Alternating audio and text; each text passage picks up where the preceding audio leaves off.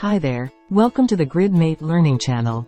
Today, we'll be demonstrating the Grid Mass Edit button component, which allows you to quickly convert any list view to a GridMate ListView Grid. In this demo, we'll show you how to configure and use Grid Mass Edit button in GridMate. As you can see, we are on the accounts. And we'll add the Grid Mass Edit. Edit object.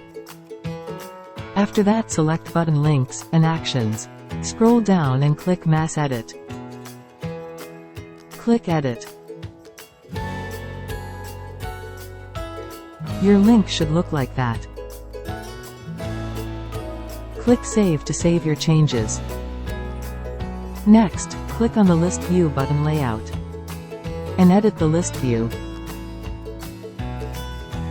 You'll see Mass Edit as one of the available buttons.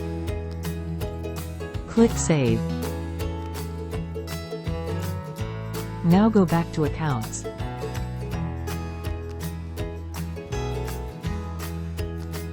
Perfect. You will see the Mass Edit button appear. You can select the list that you want. Click Mass Edit. We can load more records. And we can inline edit the list. Now we have access to edit the entire list on the fly.